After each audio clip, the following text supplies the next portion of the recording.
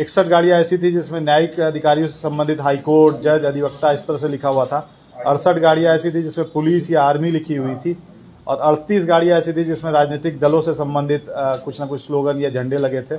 Doctor से संबंधित 22 हम लोगों ने देखा उसको, और प्रेस और पत्रकार लिखे हुए 19 गाड़ियां थी। टोटल ये 310। तो ये जस्ट 1 महीने का मैंने हिसाब दिया कि जो नो पार्किंग जोन हम लोगों ने किया है उसको आगे भी कंटिन्यू कर रहे हैं और सेम उसको हम आगे भी बनाए रखेंगे और कार्रवाई जारी रहेगी। अब जो है इसके बाद हम लोगों ने लोगों से सुझाव मांगे थे कि कुछ और नए नो पार्किंग जोन आप किसको चिन्हित करना चाहते हैं उसके बारे में सुझाव दे। तो सुझाव तो कई आए हैं, लगभग पूरे लखनऊ को ही नो पार्किंग जोन चाहते हैं सभी लोग। हर कोई अपने कंफर्ट के हिसाब से चाहता है, परंतु लिमिटेड रिसोर्स जो हमारे पास है, साधन जितने लिमिटेड हैं, उसके हिसाब से जो हम लोगों ने नए जो चयनित किए हैं 7 और हम लोगों ने चयनित किए हैं। 7 में जो है मेनली पत्रकारपुरम चौराहा जो है उसके जो 4 रास्ते हैं, जो 4 पत्रकारपुरम से हुसड़िया चौराहे तक सड़क के दोनों तरफ, पत्रकारपुरम चौराहे से कैप्टन मनोज पांडे चौराहे सड़क के दोनों तरफ, पत्रकारपुरम से नवाबपुरवा चौराहा सड़क के दोनों तरफ, पत्रकारपुरम चौराहे से ग्वारी चौराहे तक सड़क के दोनों तरफ। पत्रकारपुरम जो है सेंटर मानते हैं तो उससे 4 रास्ते मेन निकलते हैं, जिसपे सबसे ज्यादा लोगों ने शिकायत की कि यहाँ पर जो गाड़ियां बिल्कुल सड़क पे खड़ी होती है अव्यवस्थित तरीके से और जाम का कारण बनता है। तो उसको हम लोगों ने नो पार्किंग जोन आज से ही 25 अगस्त से इसको डिक्लेयर किया है। इसके अलावा 2 महत्वपूर्ण चौराहे हैं जिसपे हमेशा अव्यवस्था बनी रहती है, अवध चौराहा या जिसको 12 बिरवा भी शायद कहते हैं, और पॉलिटेक्निक चौराहा। ये 2 चौराहों को भी हम लोगों ने एक्सपेरिमेंट के तौर पे लिया है कि उस पर भी हम लोग जो है प्रयास करेंगे कि व्यवस्था बनाने का। तो 100 मीटर की परिधि जो है, मतलब अगर सेंटर मानते हैं तो 100 मीटर का जो डिस्टेंस होगा चारों तरफ, उसको हम लोगों ने नो पार्किंग जोन डिक्लेयर किया है। इसमें नो पार्किंग जोन के अलावा भी एक और डिक्लेरेशन है, चौराहा जहां तक संबंधित है, चौराहे में नो पार्किंग के अलावा सवारी नहीं भरने पर भी प्रतिबंध लगाया गया। जो आदेश पारित किया है डीसीपी ट्रैफिक ने, उसमें नो पार्किंग जोन तो है ही, बट इस चौराहों में सवारी नहीं भरने का भी प्रतिबंध है। वहां पर 100 मीटर में मान लीजिए ऑटो है या ई रिक्शा, हमेशा ड्राइवर बैठा है और खड़ा है वहां पर, तो हम उसको टो नहीं कर सकते हैं, क्योंकि नो पार्किंग जोन का नियम है कि भाई ड्राइवर बैठा तो हम उसको टो नहीं कर सकते हैं।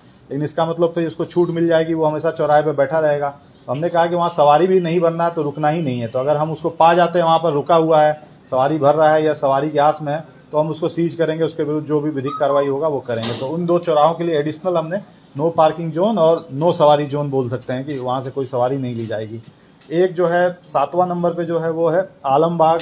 पूर्व में जो हम लोगों ने आलमबाग बस अड्डे के सामने किया था नो पार्किंग जोन, इसी को संशोधित करके टेढ़ी पुलिया आलमबाग से पिकेडली तिराहा, मतलब आपका जो कंटिन्यूअस जो कानपुर रोड है, आपको 12 बिरवा क्रॉस करके पिकेडली थोड़ा आगे तक, एयरपोर्ट से थोड़ा पहले तक का वो कंटिन्यूअस रोड है। अगर सबसे ज़्यादा अव्यवस्था की बात है तो लोगों ने काफ़ी शिकायत की थी कि वहाँ पर जो है गाड़ियाँ और कंजेशन और जाम की स्थिति काफ़ी बनती है। तो उसको भी हम लोग जो है इस सेकेंड फेज में लिए हैं नो पार्किंग जोन के रूप में। इसमें जो एक इम्पॉर्टेंट बात है कि हम लोगों ने कल बैठक भी हुई थी, नगर निगम से हम लोगों ने इसमें आग्रह किया है कि जो चौराहे हैं दोनों, उसके 100 मीटर की दूरी पे एक लाल पट्टी अवश्य खींच दी जाए। लाल पट्टी खींच जाने से वो 100 मीटर की मार्किंग हो पाएगी, जहां उसके इधर कोई ई रिक्शा या कोई सवारी किसी तरह की नहीं भरनी होगी या खड़ा भी नहीं होना है किसी रिक्शे वाले को। तो वो 100 मीटर की मार्किंग के लिए हम लोगों ने अनुरोध किया है लाल पट्टी का। इसके अलावा जो आलमबाग से जो रोड है, जो कानपुर रोड है, उस पर भी आप देखेंगे तो सड़क के दोनों किनारे पीली पट्टी खींची हुई है, कहीं कहीं मिट गई है। तो उसको भी हम लोगों ने नगर निगम से आग्रह किया कि पीली पट्टी कर दें उसको। तो सड़क के किनारे पीली पट्टी की अगर आप बाएं साइड देखेंगे तो पर्याप्त जगह होती है, गाड़ी खड़े कर सकते हैं। होता क्या है, पीली पट्टी के किनारे जो है या तो दुकानदार अपने आइटम्स का प्रचार प्रसार का बोर्ड लगा देता है, ताकि फिर पब्लिक को जो है सड़क पे खड़ी करनी पड़ती है। तो हम लोग अभी जो है अभियान चलेगा इसमें अगला 7 दिन तक, अवेयरनेस अभियान चलेगा। दोनों चौराहों पर जो है हम ई रिक्शा और रिक्शा चालकों को एडुकेट करेंगे कि यहाँ से सवारी भरना मना है और इसके अन्यथा कार्रवाई की जाएगी। उसी तरह से आलमबाग जो बस अड्डे से शुरू है रोड जो है गई हुई है कानपुर रोड, उस पर हम लोग जो है पीली पट्टी के इस साइड जिधर वेंडिंग हो रहा है या लोग अपने सामान वगैरह रख के कब्जा किए हुए हैं, उन सबको हटवाएंगे नोटिस दे करके, ताकि लोगों को पार्किंग के लिए पर्याप्त जगह मिले सड़क के बाईं ओर। तो अगर वो पीली पट्टी के बाईं ओर जगह है तो वहाँ आप पार्क कर सकते हैं। पीली पट्टी से दाहिनी ओर पूरी सड़क हो जाती है, उस पर आप पार्क नहीं कर पाएंगे। तो ये हम लोगों ने एक नो पार्किंग जोन जो टोटल 7 है, पहले 11 + 7 18 हो गए, बट ये 7वां जो है बेसिकली पहले वाले का एक संशोधन है। तो 11 + 7 18 ना हो करके वो 11 + 6 ही है। आप 17 मान सकते हैं कि टोटल नो पार्किंग जोन हम लोगों ने इसमें डिक्लेयर किया है। इसमें हमारा जो जोर होगा, मुख्य रूप से जोर होगा कि हम एडुकेट करें लोगों को ज़्यादा से ज़्यादा। इन्फोर्समेंट, देखिए इन्फोर्समेंट लास्ट स्टेज मानते हैं हम लोग। हमारा ये है कि अगर लोग खुद से लॉ अवॉइडिंग हो, खुद से नियम कानून का पालन करें, उससे अच्छी बात नहीं हो सकती है। उदाहरण के स्वरूप में अगर हम लोग अभी जो नो पार्किंग जोन की स्थिति देखें तो वहाँ पर जो मेरा अनुभव है कि अब जो लोग हैं वहाँ पर वाहन पार्क करते हैं तो ड्राइवर बैठाए रखते हैं, अगर क्रेन आती है तो वहाँ से हटा लेते हैं। तो मतलब बहुत अधिक पर्पस सर्व नहीं करता अगर लोग बचने का तरीका निकाल लें। पर्पस तब सर्व करता है जब लोग उसका अनुपालन करें स्वेच्छा से और नियम का कानून का पालन करें।